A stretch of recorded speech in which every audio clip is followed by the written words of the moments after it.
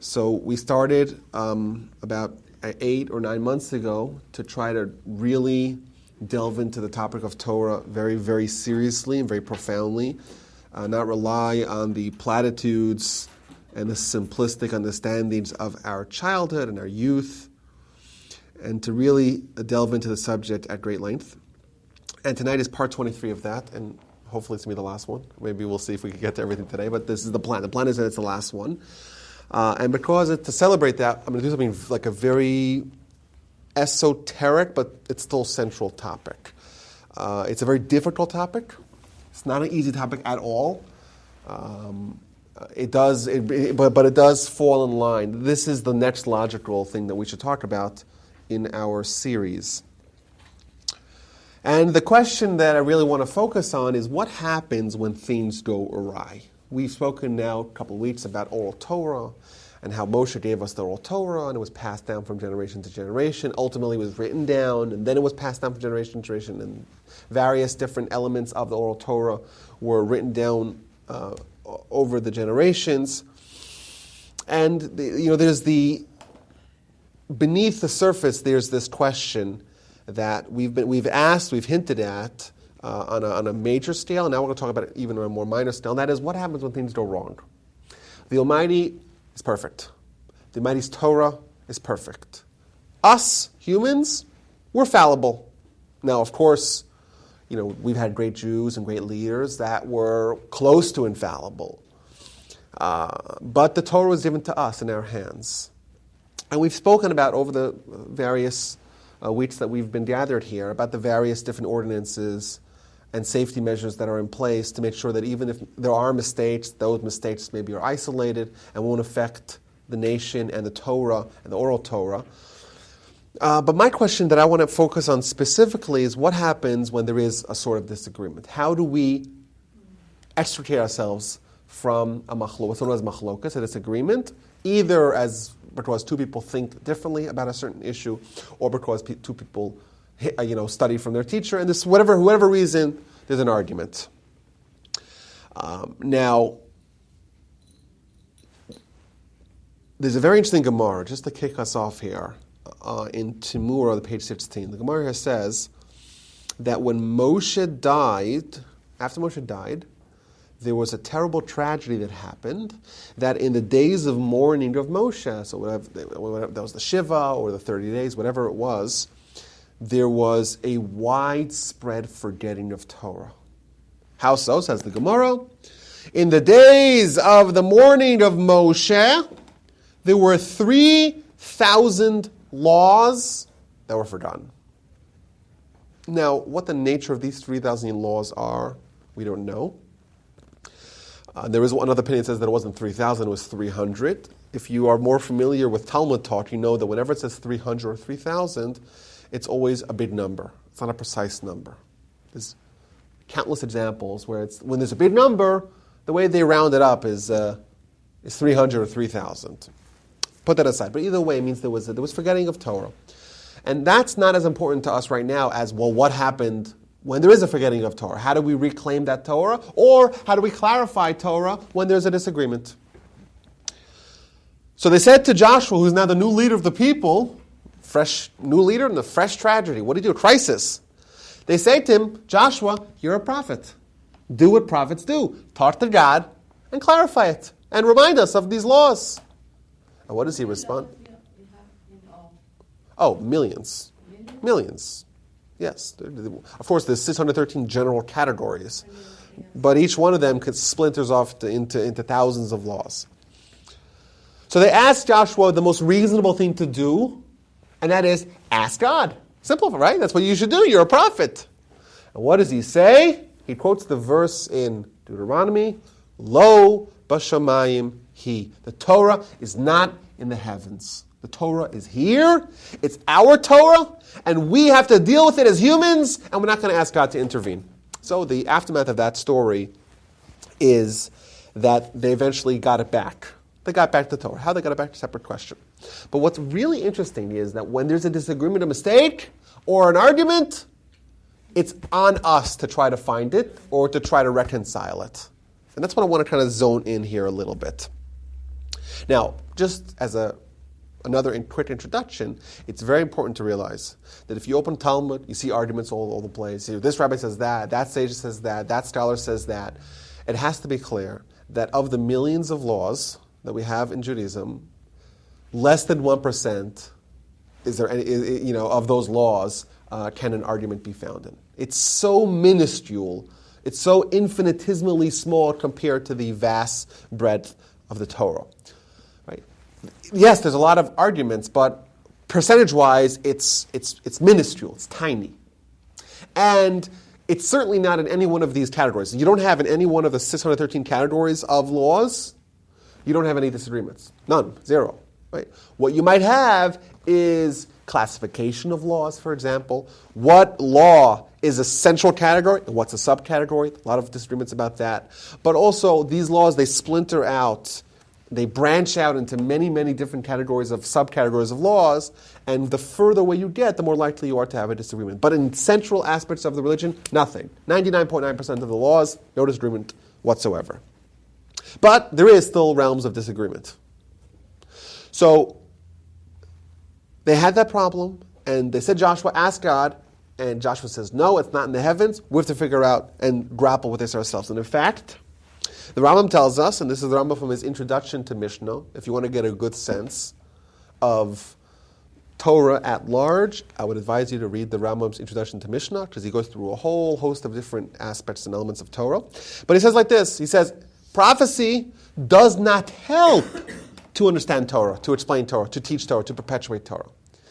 The way Joshua studied Torah and the way Pinchas studies Torah is the same way Ravina and Ravashi, the authors of the Talmud, way after prophecy has ended, study Torah. Torah is given to us as humans. Prophecy is a human connecting to the spiritual realms. That's not the way we have Torah. Torah is not in the heavens. Torah is here, and we have to grapple with our own intellect and understanding and the methods that we are given to try to deal with situations that may arise. Now, what are these institutions that we have to ensure that no mistakes happen?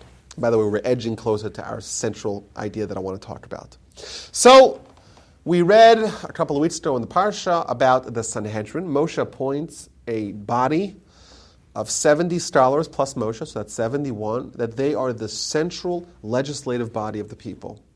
And their goal is preservation of oral Torah. In fact, the Rambam, when he talks about the Sanhedrin, he says something, a strange line. He says, the Sanhedrin is the oral Torah. Why? What's oral Torah? Oral Torah is teaching what Moshe gave us. Well, who's in charge of that? It's the Sanhedrin. Sanhedrin is the oral Torah. It is a fixed institution that was Moshe established and outlasted prophets, and outlasted temples, and outlasted kings, and outlasted Jewish sovereignty in Israel. And it was in existence for roughly 1,700 years. It was the last institution of central authority of the Jewish people to be disbanded.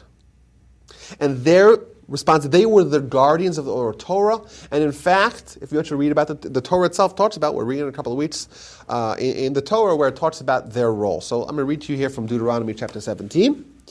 And it says as follows, when a law vanishes from you, you have a disagreement between this blood and that blood, between this law and that law, between this affliction and that affliction, words of argument in your courts, you should get up and go to Jerusalem and come to the priests or the Leviim and to the judges that will be in that day, right? That generation's Sanhedrin.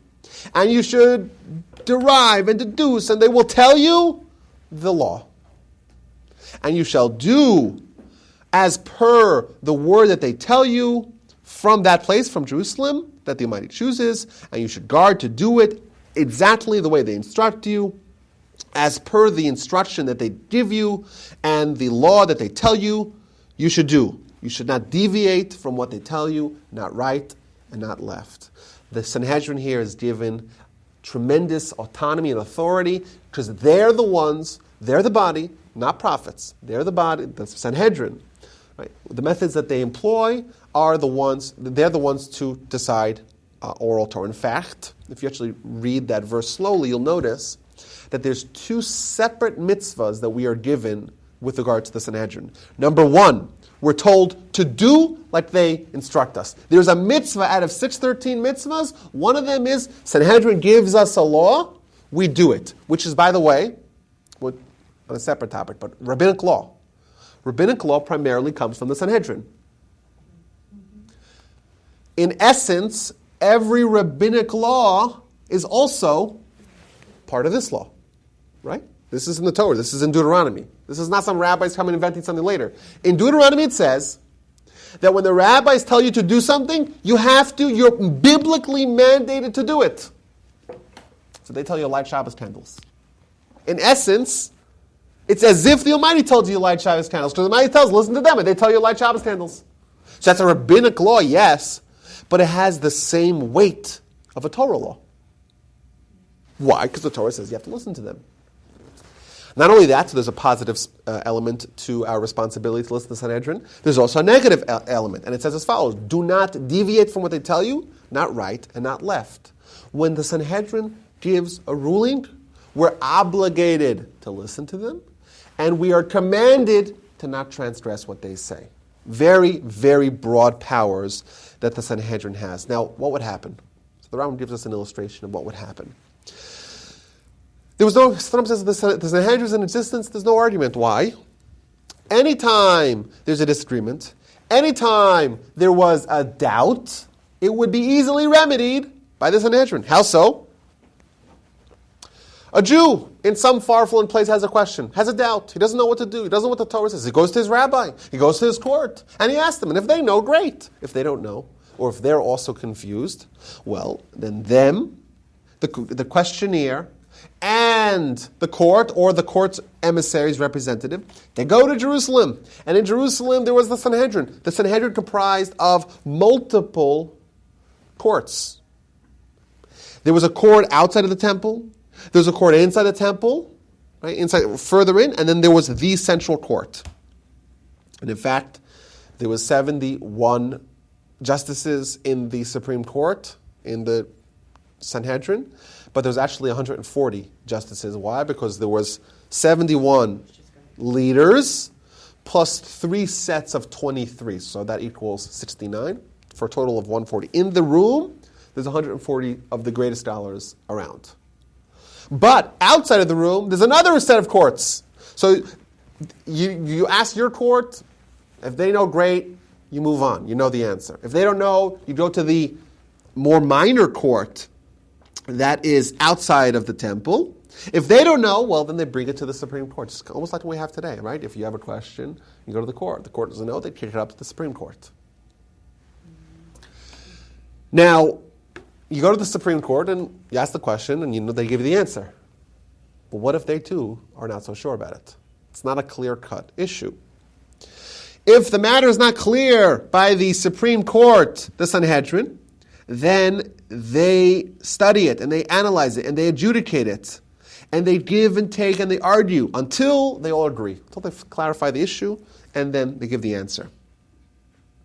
What if it's also in the Sanhedrin not a clear-cut ruling?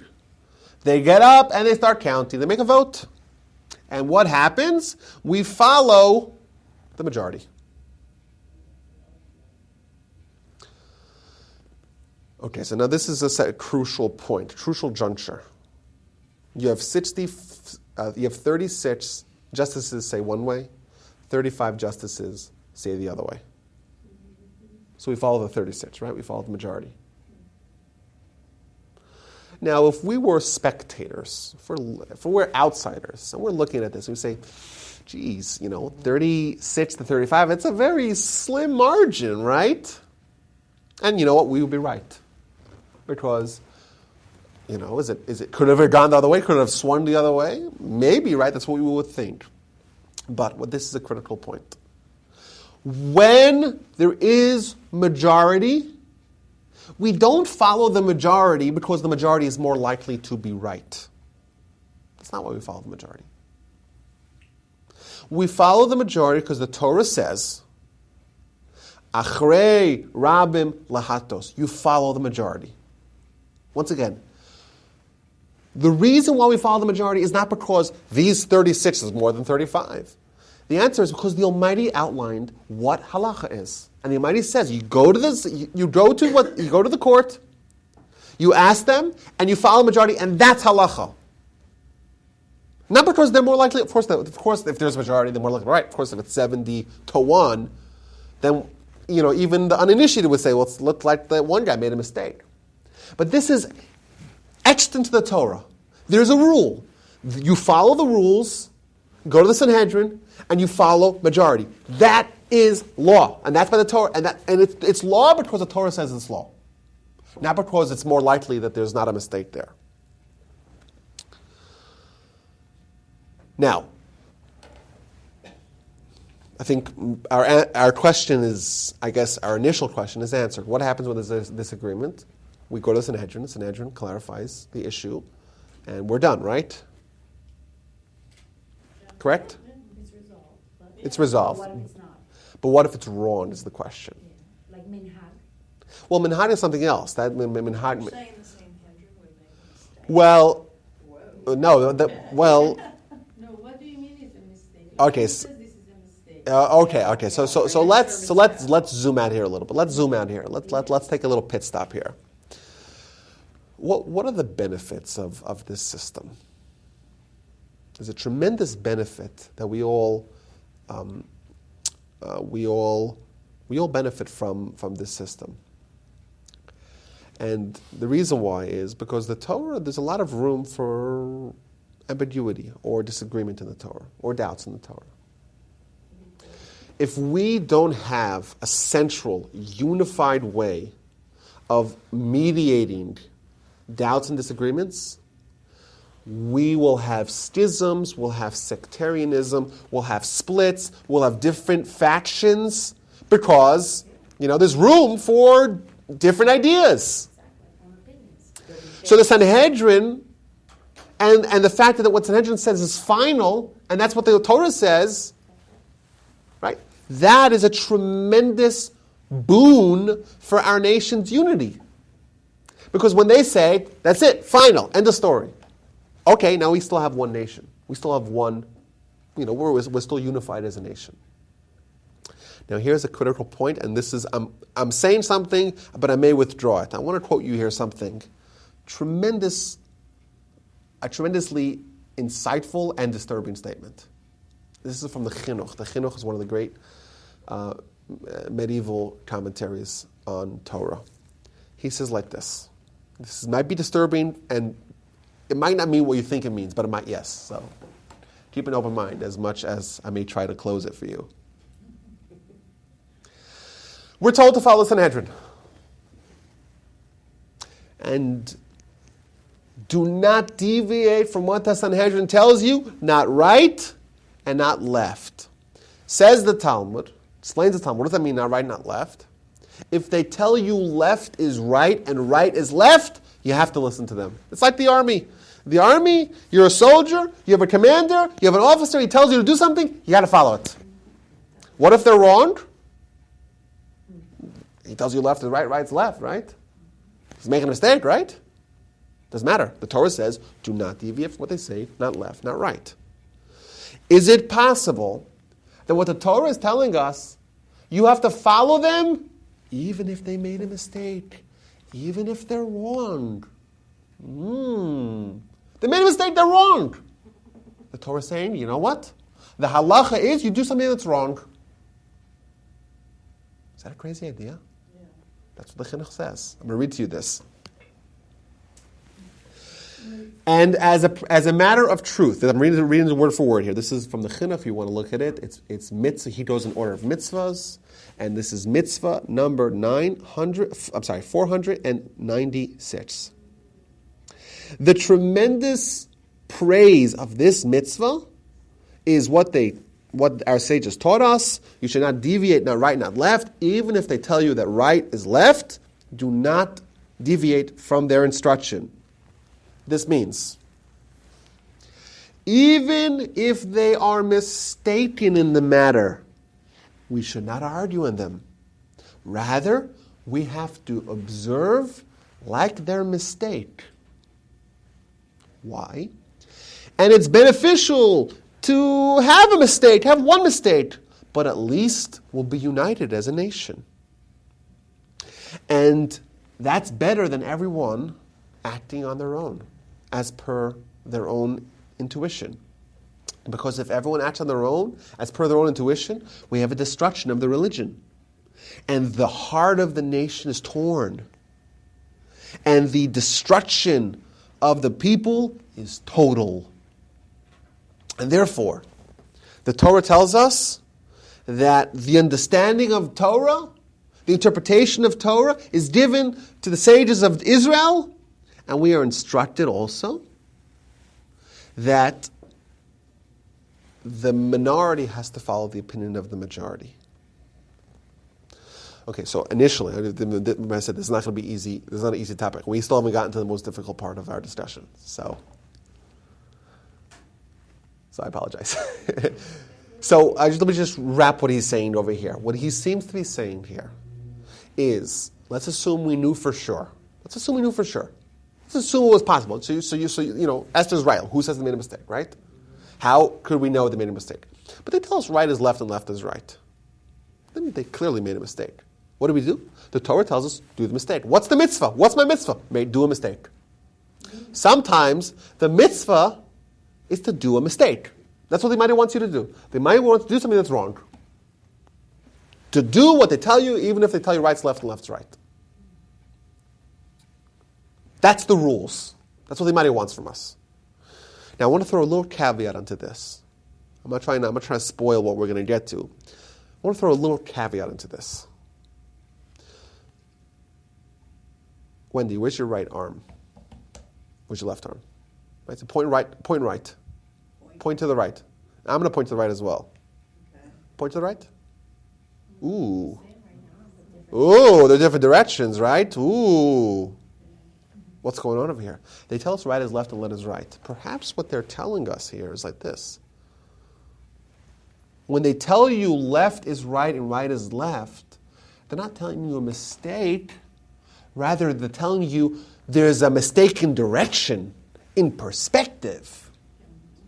Means right is left and left is right depending on which direction you're facing. So maybe this isn't a mistake. Maybe to you it appears like it's a mistake because to you, you're facing the wrong direction. So to you, it's left is right and right is left.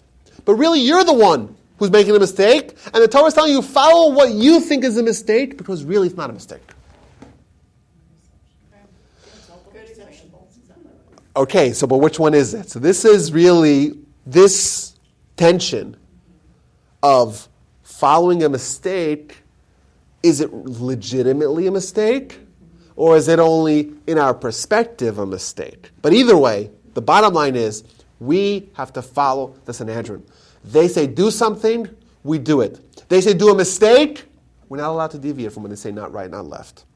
What if it's a mistake? I think one way to understand is, yes, let's follow their mistake. We follow their mistake.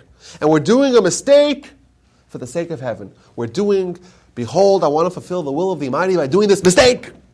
And I'm doing the will of the Almighty. That's one way to understand it. Or, perhaps, the mistake is only right and left is right. It's only a perspective mistake. No, I'm the one. I'm me, the observer, who's not a great Torah scholar. I'm not like the Sanhedrin. I'm like, they made a mistake. It's so obvious, right? It's right, left, right. No, really the mistake may lie with me and not with the Sanhedrin. So, I'm trying to ask you to think of a lot of different things all at once. And we're going to throw something else here in the cauldron in a second. Ed? Yeah. I may have misunderstood what I heard, but not from you. That if somebody's in trial for his life before the Sanhedrin, and they vote 71-0 to convict him, that the conviction is thrown out because nobody had any. Because it shows that they're prejudiced and had no doubt, which goes against the majority rules because of a unanimous majority. Well, okay, so that's a good question, and that's only relevant to cases of capital punishment, and that's because I think that question you have to ask the question at the end of the class and see if it's still a good question. I think it has to do with their prejudice because nobody had any doubt. or they're prejudiced or incompetent. But hold that thought, because I want you to see if at the end of our talk if that's still a question, because it may not be a question. So let's. I want to go through an example. So we're not sure. Can Sanhedrin make a mistake or not? But either way, we have to follow their mistake, whether it's an actual mistake or it's a mistake from our vantage point, but really it's not a mistake. I want to throw something else in here. This is the most famous disagreement that ever came before the Sanhedrin, and what happened. So the Talmud in the book of Bava Metzia on page 59b is talking about a certain oven. And the oven was cracked and was patched together, and the question was, is such an oven susceptible of becoming tummy? Now this is a very obscure question, and it's a very obscure topic certainly for us. We don't know what tummy, tahar means, pure or impure. Either way, this was the question that came before the Sanhedrin. And one of the rabbis, he's the central figure of our story. His name was Rabbi Eliezer ben Hyrcanus. And he said that in his opinion, this oven is tahar, it's pure. And the rabbis, they said, no, it is tameh, it is impure. This is the famous case of what's called tanur shel achnai, the oven of the serpent. Serpent, the snake. How come? Why? Just like a serpent goes around something, so too there's a lot of things going on over here. There's many issues. And of course it does have a little bit foreboding, ominous ring to it. So what happens? There's an argument. So what happens to the argument? They start arguing, right? Rabbi Eliezer started bringing them all the proofs in the world. Rabbi Eliezer, of course, he was in the minority, right? So there, the majority of the rabbis say it was tameh. Rabbi Eliezer says it was tahar. And what's the halacha? We got to follow the majority.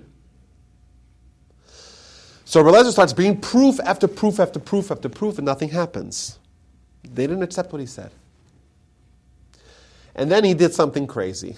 He said, I'm going to prove it to you that I'm right. He brought everyone outside. He pointed to a carob tree, and he said, if I'm right, let this tree uproot itself and settle somewhere else. And in front of the eyes of all the Sanhedrin, the tree uprooted, and it moved 100 or 400 amos away and replanted itself. A pretty impressive trick, don't you think? Looks like he's right? Looks like they made a mistake. And they're not at all impressed, and they say to him, I'm sorry, can't bring a proof from a tree. That's inadmissible in a court. Undeterred, he brings them to a river, and he tells them, if I'm right, let the river start flowing the opposite direction. And a miracle happens, or something happens. And the river that was heading downstream starts heading upstream, and everyone who's there can't believe it. And the rabbis look, and are they impressed? They're not impressed. They say, sorry, you can't bring proof from water. It's not a proof. Inadmissible in a court. The court ruled, it doesn't matter what you say. Of course, he is undeterred, and he says, if I'm right, and this oven is indeed pure, let the walls of this base medrash, let the walls of the house of scholarship start to cave in. And in front of everyone, the walls of the of the house of scholarship, of the house of justice, start caving in, about to collapse. Meanwhile, as they're about to collapse, another scholar, one of the majority, Rabbi Yehoshua, he starts screaming at the walls, and he tells them, if the rabbis are arguing in Torah, right? One guy says halacha is like this, and one guy says halacha like that, don't get involved. You have no business in this argument. So the walls, they stopped falling, but they didn't actually go up and back to their erect positions, because Rabbi Eliezer is telling them to fall. Rabbi Yeshua is telling them to stand up. So for the rest of time, the walls were all halfway leaning. And in fact, the Talmud says that these walls were famous walls. Everyone knew what they were. Somewhere in Babylon, there are walls Maybe they're still around today. Maybe there's some archaeological site that we'll find, hopefully, where the walls of the house of the scholarship are exactly halfway. They're just leaning halfway, kind of suspended in midair. Half on the floor, half in the sky. And lastly, Rabbi Eliezer pulls out the greatest trick that he has in his repertoire. And he says, if the halacha is like me, if I'm right, let the heavens attest to it. And before you know it, there's a booming prophetic voice that says, halacha, why are you arguing with Rabbi Eliezer? Halacha is like him wherever he opens his mouth. And what do they say? They quote the same verse that Joshua quoted many, many centuries prior. Lo b'shamayim hi. The Torah is not in the heavens. What does that mean? So they explain, once the Torah was given, a prophetic voice is inadmissible in the court. Rather, what do? Because then we were told in the Torah, acharei rabim lahatos. We follow the majority. The majority here ruled, and the majority ruled, and that's final. And what does the Torah say? Follow them. What if they made a mistake? Follow them. The fact that in heavens there's something else going on, doesn't matter. It's not in the heavens. The Torah's not in the heavens. The Torah says, Torah's here, the Torah says, we follow the majority. What's the epilogue to the story? So there's two epilogues. One of the rabbis was going out for a spazier, for a walk, and he found Elijah the prophet. Now Elijah is an interesting character in Jewish literature because Elijah was a prophet who never died. In fact, if you read the story, he went up in a chariot of fire to heaven. He's still alive, but he's in the form of an angel. But in the Talmud's times, periodically people would meet him. So Rabbi Nasson is one of the people who was involved in this whole episode. He met Elijah. And what did he do to meet Elijah? You ask him, what is God doing right now? So he asked Elijah, what's God doing right now? Amar le, Elijah says to him, the Almighty is happy, is smiling, and he says, my sons triumphed over me. My sons triumphed over me. Nitzchuni bini, nitzchuni bini. Simply put, Rabbi Eliezer, he knew what God knew. God's position was like Rabbi Eliezer. And indeed, there was a prophetic voice that announced that it was like Rabbi Eliezer. He was right. But we can supersede God. Why? Because God told us in the Torah that we follow the majority. And indeed, in this isolated law, maybe it's wrong. Maybe God has it in another way. Maybe Rabbi Eliezer is right in God's... If the Torah was in the heaven, Rabbi Eliezer would be right. But the Torah is not in the heavens. The Torah is here, and what do the rules say? We follow the majority. And we follow the majority, and that's the halacha. So if I had to ask you a question, what is the law of this? What is the law of this oven? So what would you say? It'd be a very hard question to answer. You would say, well, it depends. Are we in heavens or are we in earth? In heavens, it's tahor, it's pure. On earth, it's impure. And both of those are true. This is the central point that I want to get to.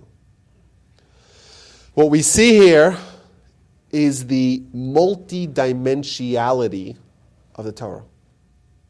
Both those statements are true. If I asked you, what's the halacha of this oven? And you said it's pure, you'd be right. If you said it's impure, you'd also be right. And that is a great mystery. It's a tremendous mystery and a very intriguing idea. I think we've earned, after 23 talks on Torah, we've earned the right, well, maybe we haven't, but we'll say we have earned the right to maybe try to investigate something as dramatic as this idea. So I want to quickly just finish what happened to that story, because the story doesn't end. And in fact, there's a very tragic aftermath of that story with Rabbi Eliezer. Rabbi Eliezer was the Rebbe, the teacher of Rabbi Akiva. In fact, Rabbi Eliezer was one of the greatest scholars of all time. And he has this beef with the Sanhedrin, and this is right after the temple was destroyed, historically. And the Sanhedrin was the last stand, the last office, the last institution of Jewish leadership. And there was a tremendous need to make sure that no one casts any doubts on the legitimacy of the Sanhedrin, because that's the only institution keeping the Jewish people unified, glued together. So what they do immediately, that day, they took all of the items that Rabbi Eliezer had declared as tahar, as pure, and they burned them. They made a stand. Not only that, they made a vote. What to do with Rabbi Eliezer, the renegade. What to do with him.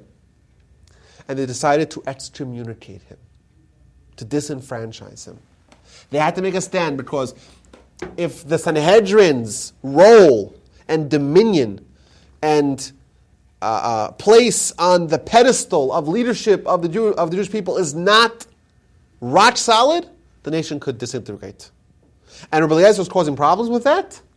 And therefore, unless he changes, unless he recants, he is disenfranchised. He is excommunicated. What does that mean? It means people can't talk to him. People can't go visit him. People can't sit in his personal domain. Very, very harsh. So what happened? It's like, okay, well, we made that decision. Who's going to go tell Rabbi Eliezer? Rabbi Eliezer, of course, he's moving trees. He's a tremendous power. This is Rabbi Eliezer, one of the greatest scholars of all time. He's able to make the river flow the other opposite direction. What could he do to you? He's able to uproot trees. What could he do to you? He's able to summon heavenly voices. This is a tremendous powerhouse. What's going to be? We're going to send someone to him. Who's going to go? So Rabbi Akiva says, I'm going to go. Why? Because if someone else who is not worthy, who's not quite proper, is going to go and inform him of the decision of his colleagues, Rabbi Eliezer may destroy the entire world. He has a power, a potency, a fire to him, so to speak, that if it's not done properly, there's some tremendous, tremendous damage could happen. What did Rabbi Akiva do? Rabbi Akiva put on black clothing and wrapped himself in a black talus. And he went to visit Rabbi Eliezer, and he sat down 4 amos away, 8 feet away. So Rabbi Eliezer sees his student Rabbi Akiva sitting far away from them, and he says, why is today different than every other day? Why are you doing this? And Rabbi Akiva tells him, Rebbe, my teacher, it appears that your friends, your colleagues, have withdrawn from you. Basically, he kind of tells them in a euphemism that they are separating themselves from you. You're excommunicated. Right away, Rabbi Eliezer ripped his clothing. Right? Someone is excommunicated, it's as if they have to go into mourning. He rips his clothing, he takes off his shoes, he sits on the floor. He started crying. And in fact, the Talmud tells us that day was a terrible day for the world. The stock market tanked, so to speak. What happened? 1/3 of the olives in the world were destroyed. 1/3 of the wheat in the world was destroyed. 1/3 of the barley was destroyed. And lastly, even the dough that a woman anywhere in the world was kneading at that time was ruined. They further taught that there was a tremendous blow to the world. Every place that Rabbi Eliezer laid his eyes on went up in flames. It was a tremendously horrible and tragic day. Now, I want to just throw a little bit more into this story. Who was the leader of the Sanhedrin at the time? It was a fellow by the name of Rabbi Gamliel. Rabban Gamliel, his name is. Now, Rabbi Gamliel is the head of the Sanhedrin who signed off on the excommunication of Rabbi Eliezer, who, by the way, was a greater Torah scholar than almost anyone there, or maybe even anyone. He might have been the greatest Torah scholar of his time. Not only that, Rabbi Gamliel signed off on that, Rabbi Gamliel also happened to be Rabbi Eliezer's brother-in-law. How so? Rabbi Gamliel's sister was married to Rabbi Eliezer. So Rabbi Eliezer is a man of tremendous royalty. He's part of the family of leadership of the people. He's the greatest Torah scholar, and he was put into excommunication because the Sanhedrin and what they meant is even greater than that. And it's even more vital for the Jewish people. Rabbi Gamliel at that time, says the Gemara, was on a ship. Rabbi Gamliel, because he was the head of the Sanhedrin, but he was also the political leader of the people. And very frequently he would go to Rome to negotiate on the behalf of the Jewish people. So he was on a ship heading to Rome at that time, and the ship started being in wavy water, and Gamliel right away knew that this is because of what he did to start up with Rabbi Eliezer, the greatest Torah scholar of his day. And he tells God, Master of the world, you should know, it's known before you that I did not do this for my own honor. Rather, and not for the honor of my family, rather for your honor, and to mitigate and to limit disagreements and machlokas amongst the people. And right away when he said that, the water calmed. What's the aftermath of the story? Rabbi Eliezer's wife recognized that her brother was in tremendous danger. Because even though he did it for the sake of heaven, Rabbi Gamliel, he signed up for this excommunication for the sake of heaven, still his pain was real. And if he ever told God about his pain, Rabbi Gamliel would die right away. She knew that. Therefore, every day she made sure that Rabbi Eliezer did not say the Tachanun prayer.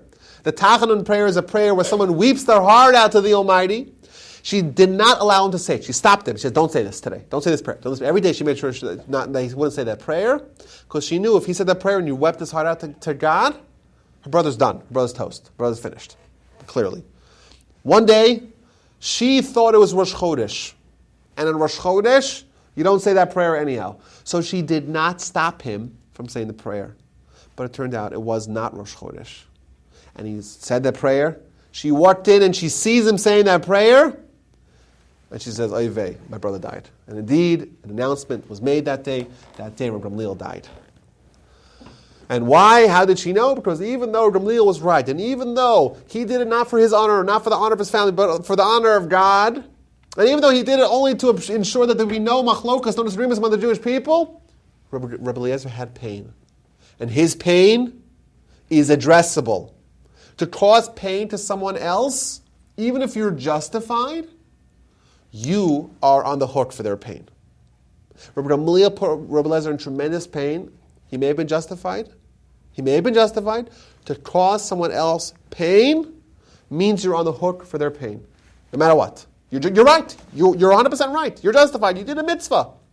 If there's pain, you're on the hook for it. And indeed, Rabbi Gamliel died that day, and Rabbi Eliezer would the rest of his life be he would be in excommunication status, and only after he died did they revoke the excommunication ban on Rabbi Eliezer. What if he would have forgiven him? If he would have recanted, if Rabbi Eliezer would have recanted, it seems likely that if Rabbi Eliezer would have recanted, they would have annulled the ban on him. That's what it seems like. Oh, because if the rabbis do something to you, if they label you, it stays with you forever. So they did not want Rabbi Eliezer to go into heavens with a ban on him. So the second he died, there were actually a bunch of scholars around him. The second he died, they undid they revoked it. That was some situation Rabbi Gamliel was in. Yeah, he had to deal with. This is like I said. Today is not.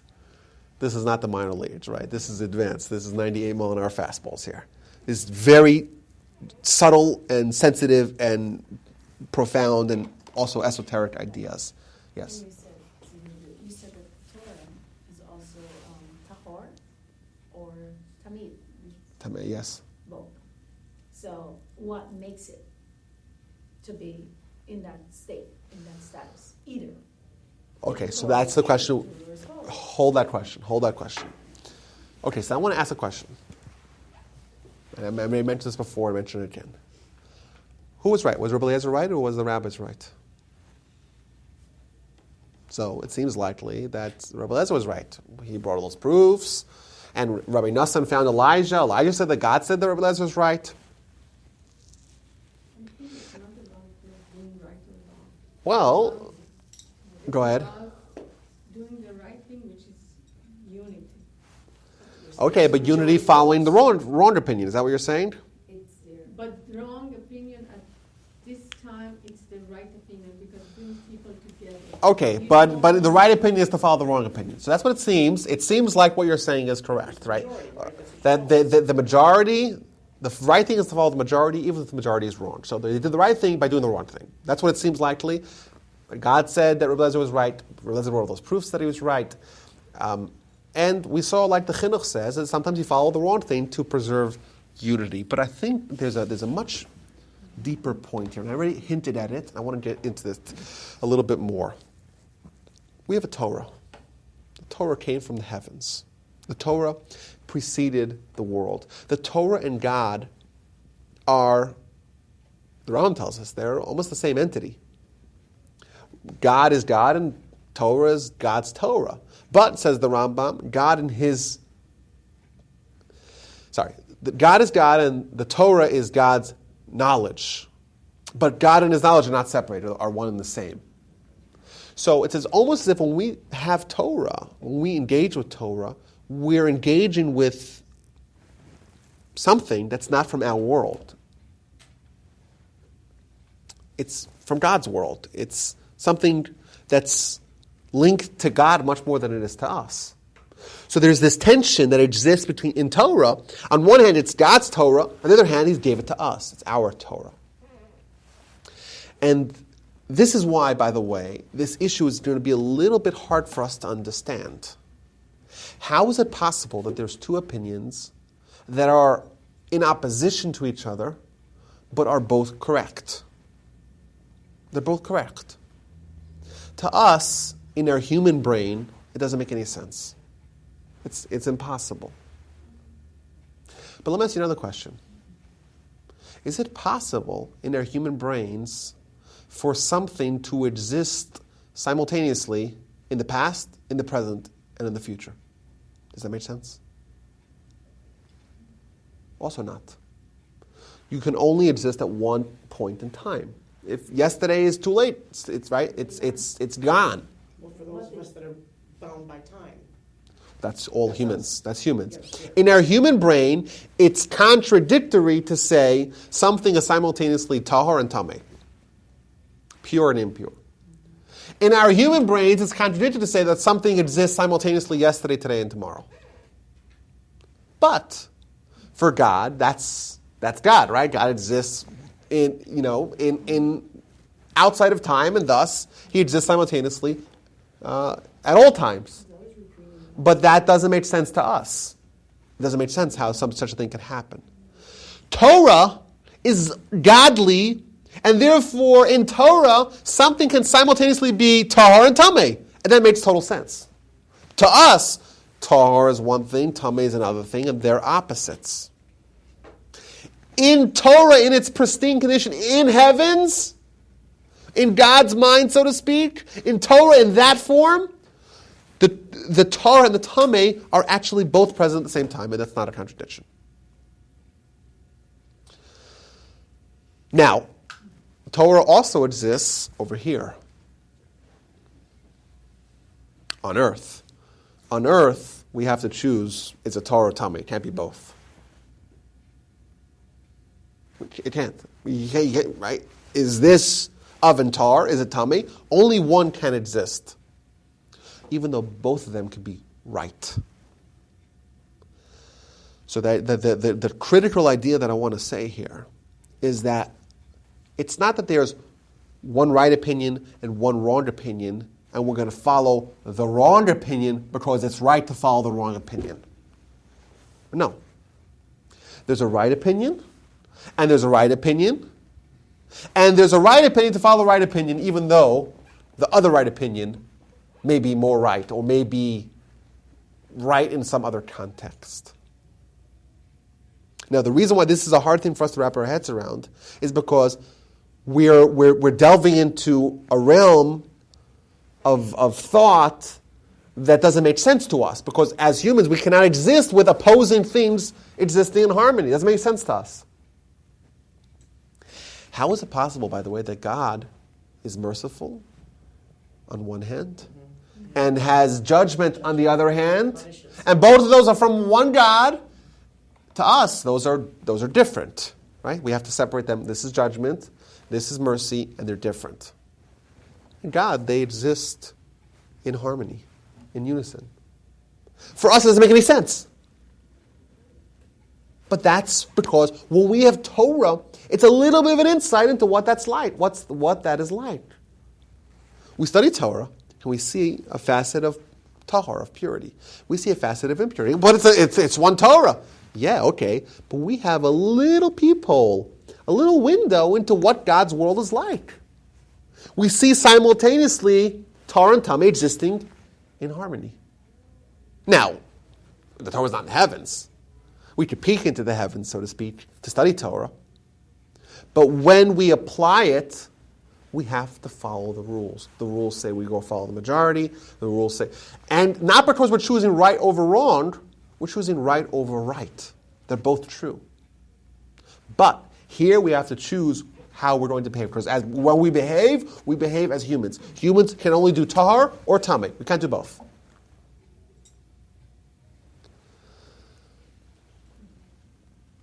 Now, I'm going to give you guys some examples of this. This is from the Talmud in Eruvin. The Talmud tells us like this. It talks about Rabbi Meir. Rabbi Meir is the next generation of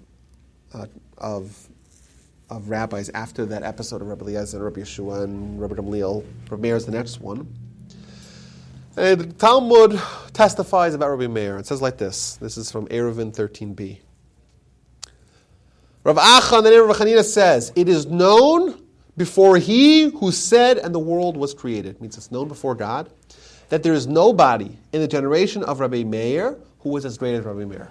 He was the greatest of his generation. However, why did they not establish the halacha like Rabbi Meir? Because his friends were not able to understand the depths of his knowledge. Why? Because he would say on something that's tameh, he would call it tahar and prove it. Something that was tahar, he'd call it tameh and prove it as well.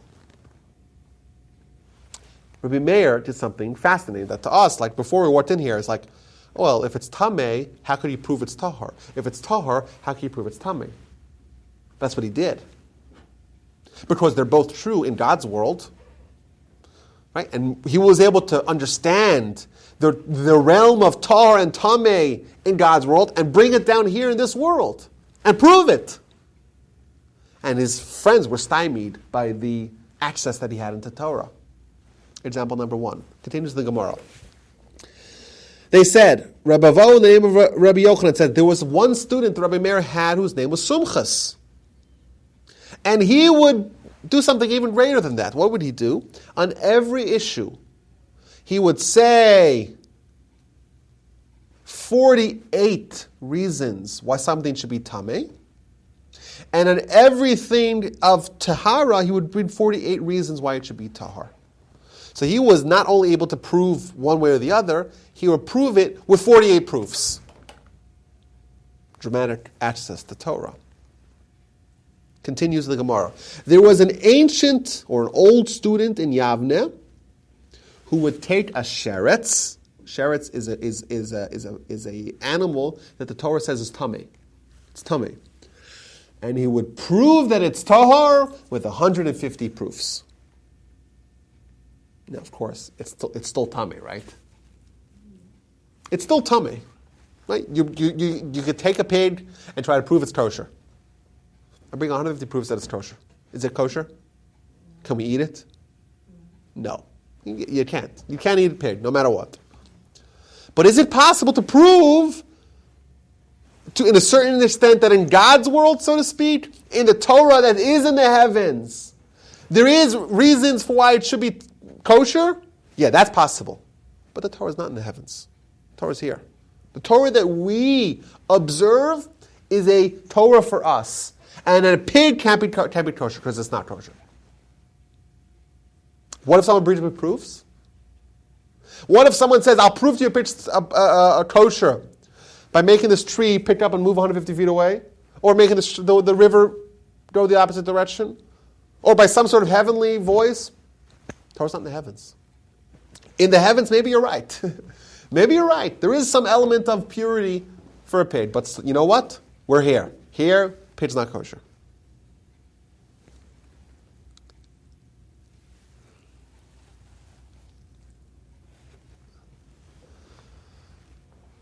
What about when you have a disagreement? So this is bringing it full circle.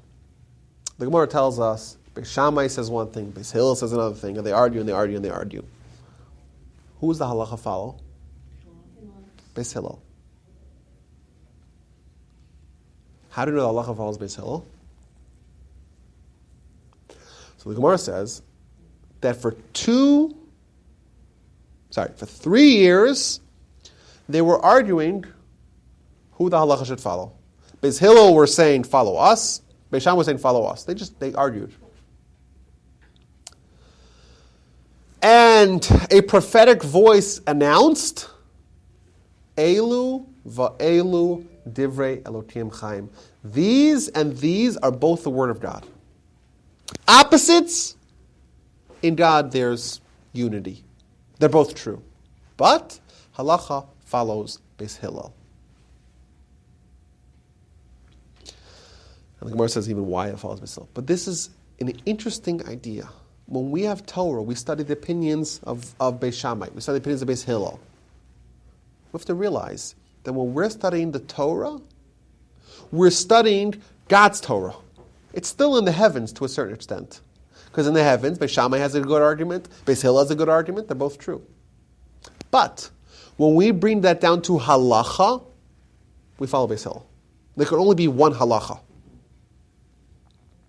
There could be multiple opposing truths, at least from our perspective, opposing truths in the heavens, but Torah's not in the heavens. Here, we follow halacha, and how halacha is reached is by the Sanhedrin. So why the halacha of this Hillel is more... So the Gemara says, why they follow him? Follow Hillel because Beis Hillel, they had better midos. They were a little bit more bashful. Not only that, when they would teach, they would always teach the teaching of Beis Shammai first. First they would teach the teaching of Beis Shammai, then they would teach theirs. That's what the Gemara says. Not because they're any more right, necessarily. So their behavior was better. That's what it says, right? Simply. Of course, whenever we study anything, certainly in this context, we have to know that... Behavior as a result of the halacha? No, behavior as for whatever reason, that's the halacha follows them because of certain reasons. But halacha is because we got to follow one halacha. Now, I want to read to you here from the Ritva. How is it possible that you have two things, tahar and tamei, right? Kosher, not kosher, mutter, aser, right? Permissible and prohibited, that are both the word of God. They're opposites. So the answer is, it gives a historical spin to it. When Moshe went up to heaven to get the Torah, the Almighty showed him on every issue, every matter, 49 facets for prohibition and 49 facets for permission. Everything was multidimensional. Everything had arguments here and there. They're both true. There's Torah on both sides of the argument in heavens. So he asked the Almighty, well, what do we do? How do we observe? They're opposites. So the Almighty says, this is the matter that's left to the sages of Israel of every generation. That whatever they say, that's the halacha. That's the hachra. That's what we follow. What this means is, the Sanhedrin is in charge not of necessarily determining which argument of Torah is right, rather it's which argument of Torah do we follow, do we observe. Now, how do we get to there? They try to find which one they think is more right, of course. Which one with their own methods that they employ to try to get there. But when they reach a psak, when they reach halacha, that becomes halacha not because it's more right or because in heavens that's the halacha. Rather, in heavens they say, we follow the halacha of the Sanhedrin. You ask God, which one's halacha? God says, don't ask me. Torah's not in the heavens, right? Of course the Torah is in the heavens. It's still a heavenly Torah. There still is arguments for both sides. But with regards to halacha, which one we follow, that follows the lead of the Sanhedrin. And I think, it's a little bit fitting when we just, we conclude our discussion about Torah and everything that we've said till now, to really remember, like, the Torah is a Torah of God. The Torah is a Torah from the heavens. It's accessing a world that is beyond us. It's a world where today, tomorrow, and yesterday can exist simultaneously. It's a world where pure and impure can be both true. And of course, to us, that's mind-blowing because it's beyond our comprehension. And by studying Torah, we're connecting to God. We're connecting to the infinite via the Torah. Now, Torah's not in the heavens. Does that mean it's not a heavenly Torah? It still is a heavenly Torah. Beis Shammai and Beis Hillel, Rabbi Eliezer and the rabbis, right? Any two sages that argue, Rabbi Meir and the people that argue with him, Sumchas and the ones that argued with him. Both sides of the argument is Torah. It's both Torah. Torah is infinite. And to access it, we have to try to look at it from every side. And that's how we access the Torah. Now, Halacha, that's for us to decide. That's in our world's realm. And in our world's realm, we have to fight. Is it tar? If it's tar, it can't be tummy. If it's tummy, it can't be tar. And the body that's in charge of that is the Sanhedrin. So the fine line between those both is the Sanhedrin. No, the Sanhedrin, they're in charge of determining halacha, and therefore they have to choose, is it Torah or tummy, with the methods that they're given, follow the majority, etc. Now, I think that, we look at, for example, just one application of this, Talmud Bavli, Babylonian Talmud. Babylonian Talmud is different than Jerusalem Talmud. One of the differences is precisely this point. In Babylonian Talmud, you always get the dissenting opinion. Always. The dissenting opinion. The opinion that's ultimately not halacha. In Talmud Bavli, that's right. And the reason why we study that is because we want to access the heavenly Torah. Right? The Torah still is in the heavens, right? It's still a heavenly Torah. There still is both sides of the argument. There still is a machlokas. And machlokas, it's Torah. And Beis Shammai says it's Torah. Beis Hillel says it's Torah. It's both Torah. It's pure and it's impure. They're both true in the heavens. Now, of course, you have to access. You got to look at Beis Shammai and access it from that perspective, and look from Beis Hillel and access from that. And they both are saying good arguments. And sometimes you study Talmud and you're like, wait a minute. Both sides make sense. But it's not possible for them to both make sense. They're mutually exclusive, but they both make sense. When that hits you, you have touched a touch point with a different world. And that's a dramatic experience. I consider that like a simple way. The battery, you have the negative and the positive poles.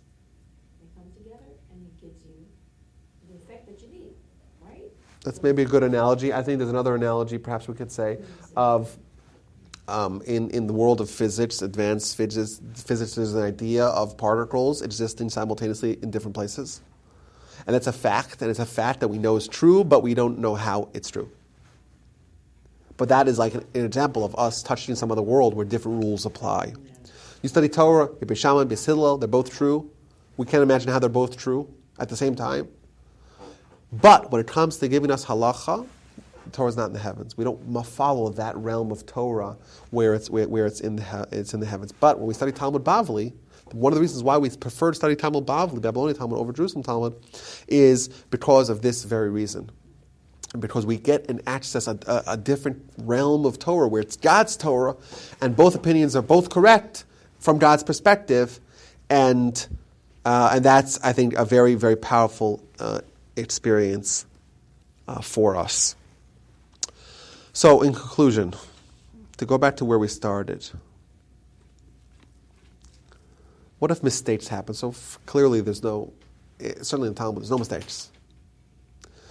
Why? Because from God's perspective, there's 49 arguments for purity, 49 arguments for impurity, and each one of them is substantiated, and they're both Torah, they're both the Word of God. Now, just a quick caveat to that. There are some examples of mistakes. How so? If two rabbis are arguing about the opinion of a third rabbi, that happens frequently in the Talmud, one rabbi said something, and then there's a disagreement amongst his students what he said and what he meant, there one of them made a mistake. But when two people are arguing about Torah itself, they're both saying something that's correct. It's both true, it's both Torah, it's both the Word of God.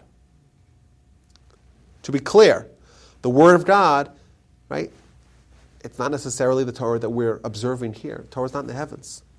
Lo b'shamayim hi. And therefore, if we want to know what the halacha is, if Joshua, we forgot halacha, we forgot them. Let's go to heavens and ask, no, Torah's not in the heavens. If I could prove to you that in the heavens they say that pig is kosher, you'll say, sorry, Torah's not in the heavens. It's not in the heavens.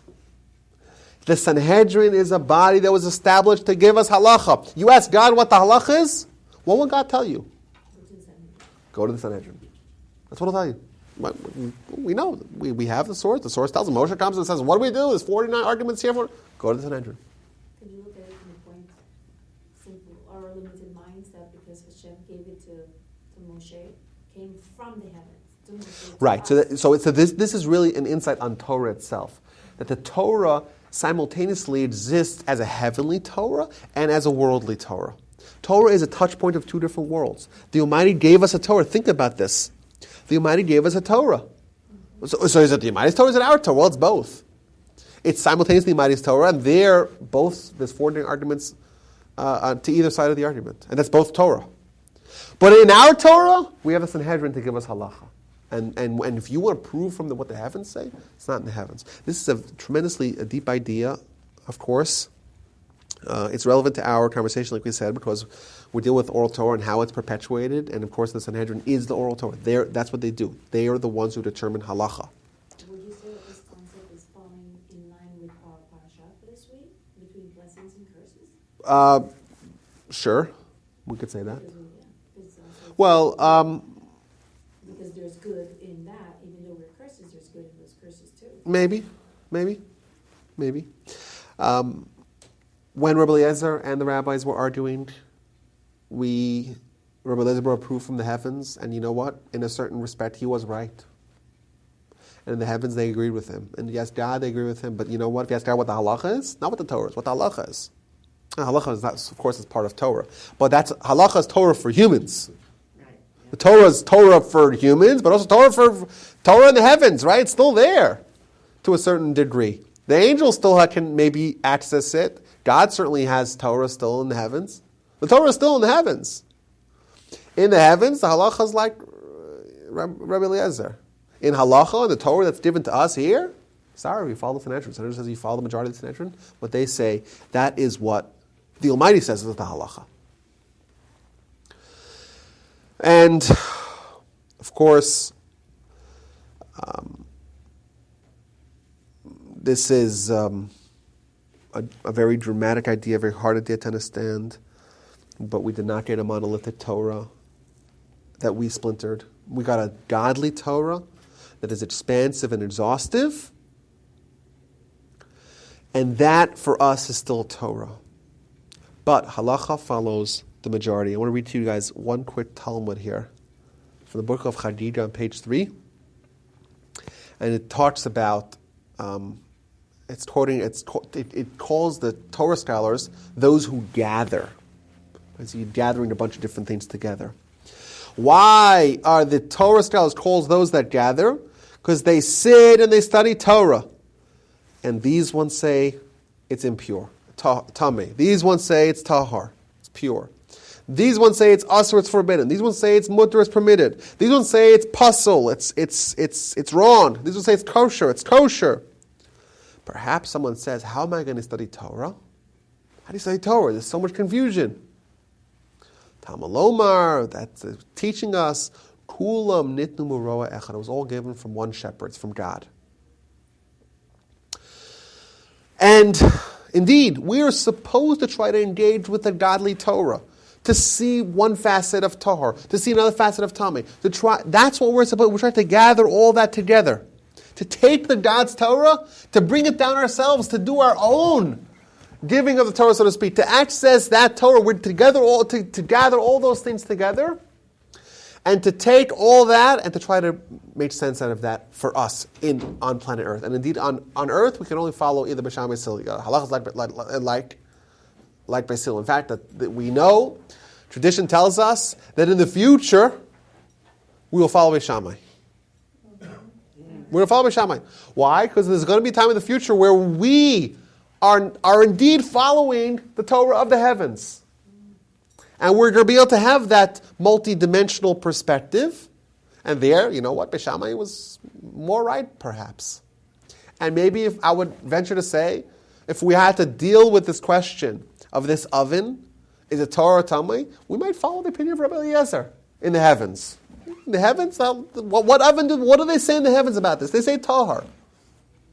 But for us, we have to know that the Sanhedrin, they are the ruling body, and they ensure that the Torah made a single, unified religion, and that doesn't diminish the Torah. The Torah indeed is multifaceted, but the Sanhedrin ensured that we have a unified religion. And in fact, if we are around today as a single, solitary religion, we have the Sanhedrin to think. Yes, Ed? So, since there is no Sanhedrin today, is Halacha decided by the rabbis in your local community? Yeah, so how Halacha follows today is, the Rambam tells us, is that if there is, so the Talmud and all that's Halacha, that includes Halacha in it as well. Problem is there's still a lot of room to run. Like I said, there's millions of laws included in Torah. So the Rambam tells us that if something in the Gemara ends the story, it's sealed. But what if there's something that's still ambiguous? So if there's something that was accepted by the entire Jewish people, that becomes mandatory halacha. If there's something that was accepted by an entire region of people as halacha, that's what we follow. But if you remember, we actually went through this kind of quickly, we have to follow the leaders of our generations. The halachic leaders of our generations, they're the ones that we follow. The Sanhedrin of, 1,000 years after Moses, was that as great as the Sanhedrin 100 years after Moses? Probably not, but there was still a Sanhedrin. And while the Sanhedrin ended, it doesn't mean that the rabbis and the greatest Torah scholars of the time didn't have the greatest access to Torah and to Torah truth of the time. Of course they did. And thus, we are bound to follow what they say. Now, what if one rabbi says one thing, one rabbi says the other thing? That's the real question. The real question is, what do you do when you have one rabbi saying one thing, one rabbi saying another thing? Like I mentioned this last week. What do you do when the question of how hot the oven has to be when the bagels are, right? I mentioned this last week. Really obscure question. What happens? You have an oven that was turned on by a Jew, but then it was turned off, and then it was turned back on, but it's still hot from when it was turned on by a Jew. How hot does it have to be to make it that it's all considered as if it was baked by the Jew? Is it 175 degrees? Is it 122 degrees? All those questions are questions that we have to grapple with. And you know what? That's what a lot of the scholarship has done today, to try to figure out halacha. And it's still a battle. But the general rules, to answer your question, is that we follow the Shulchan Aruch. Shulchan Aruch was accepted by all of Israel. Just like the Rambam says, when something is accepted by all of Israel, it becomes mandatory halacha. The Shulchan Aruch and the compendium accompanying work of the Ramah, that became accepted by all of Israel. When that became accepted by all of Israel, that has the status of the Sanhedrin. When all of Israel accepts something, that gains the status of the Sanhedrin, that becomes halacha. What if there's a mistake? We don't ask that question. It doesn't matter. Halacha follows what they say. And indeed, there isn't a mistake. The question is which right you're going to choose. If you're a rabbi of your community, for example, the Ashkenazi community or the Sephardi community, if something that they accepted, that becomes the halacha for them. Either way, for the small sliver of laws that are unanswered, or the new technologies that are particularly vexing where we need clarification, you got to go to your rabbi. Find your rabbi, and he's your guy. And whatever he says is law. Now, of course, this goes without saying, if your rabbi does not accept the legitimacy of Torah, then he's not the right guy to find out what the Torah says about something, right? Of course, right? If he doesn't accept the premise of halacha, then he's not your guy for answering a halacha question. But if he is within the realm of halacha, then you find your rabbi, your town, rabbi your community, your rabbi that taught you, and whatever he says is halacha for you. And that becomes your halacha as well. Right, the halacha for the Talmud Yes, like we said, encompasses on what? everything. Because, everything. So Everything. you have the Shulchan Aruch, which talks about, what you cook, everything, the different how you pray. All that is sourced in the Talmud. Like we spoke about last week, the Rambam got from the Talmud, Shulchan Aruch. No, it's not part of the Talmud, because the Talmud was not setting out to do the same goal that the Shulchan Aruch was. What are they focusing on? The Talmud was more than just halacha, and halacha was not organized for halacha. The Rambam tried to organize for halacha. He was successful, but he was not alone. The Shulchan Aruch was also organized for halacha. Yes. Okay, guys. I look forward to seeing you guys next time, tomorrow night. Tomorrow night. Same time.